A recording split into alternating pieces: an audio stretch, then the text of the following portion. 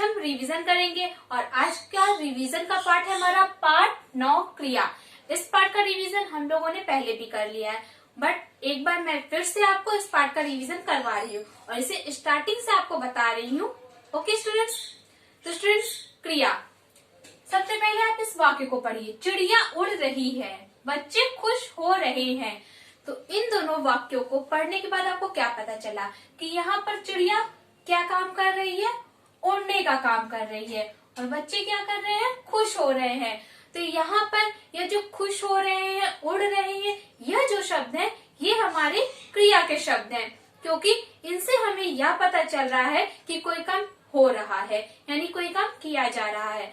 तो इस प्रकार क्रिया की हमारी परिभाषा क्या होगी? हमारी क्रिया की परिभाषा है जिन शब्दों से किसी काम के करने या होने का पता चले उन्हें क्रिया कहते हैं। तो जिस भी शब्द से आपको यह पता चले कि वहां पर कोई काम किया जा रहा है या फिर कोई काम हुआ है, यानी पहले ही खत्म हो चुका है, तब भी वहां पर हमारी क्रिया होगी। तो स्टूडेंट्स, ये थी हमारी क्रिया की परिभाषा। इसके बाद अब आते हैं क्रिया के भेद पर। तो स्टूडेंट्स, क्रिया के दो भेद होते हैं।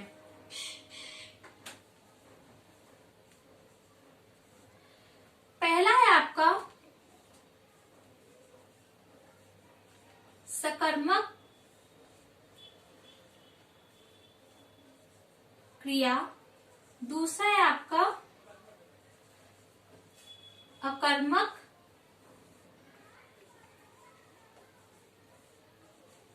क्रिया।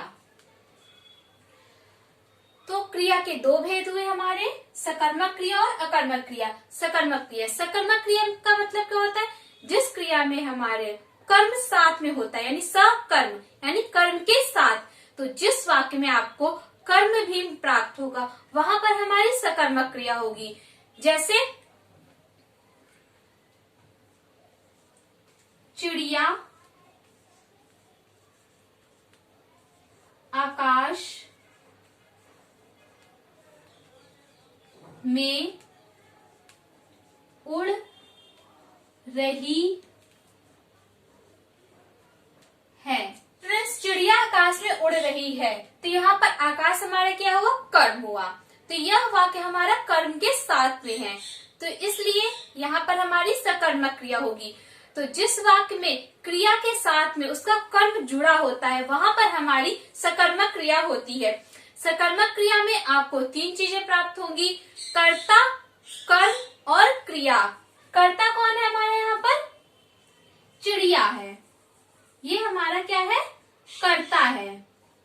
आकाश हमारा क्या हुआ? कर्म। और उड़ रही है, यह हमारा क्या हुआ? क्रिया। तो सकर्मक क्रिया में कर्ता होगा, कर्म होगा और क्रिया हो गया। यह तीन चीजें सकर्मक क्रिया में होगी। अकर्मक क्रिया में हमारा कर्म नहीं होता है, यानी जिस वाक्य में क्रिया के साथ उसका कर्म नहीं होता है वहां पर हमारी अकर्मक क्रिया होती है। जैसे बच्चा रो रहा है, तो इस वाक्य में बच्चा क्या हुआ? कर्ता हुआ। रो रहा, यह क्या है? हमारी क्रिया है। तो यहाँ पर हमें सिर्फ दो चीजें प्राप्त हुई, एक कर्ता और दूसरी क्रिया। यहाँ पर कर्म नहीं है, इसलिए यह वाक्य हमारा अकर्मक क्रिया का वाक्य है। तो यहाँ पर कर्ता क्या है हमारा? बच्चा, और रो रहा ये क्या है? हमारी क्रिया है।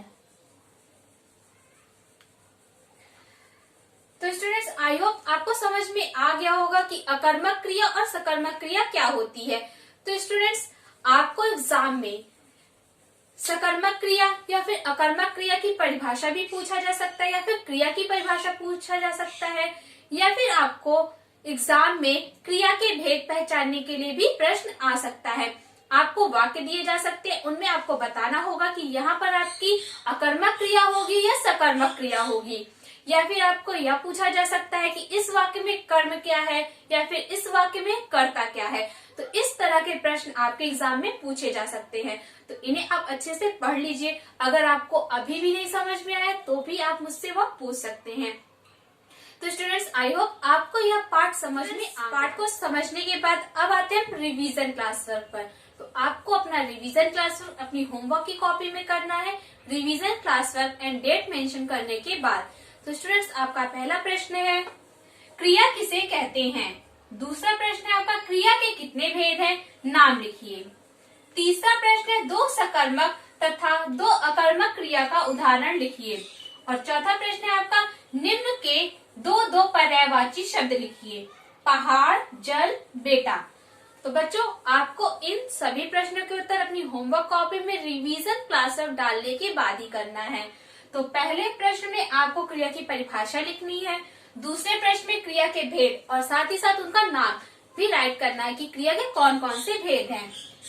और तीसरे प्रश्न में आपको दो सकर्मक क्रिया का उदाहरण और दो अकर्मक क्रिया का, यानी अकर्मक और सकर्मक दोनों क्रियाओं के दो दो उदाहरण आपको राइट करने हैं।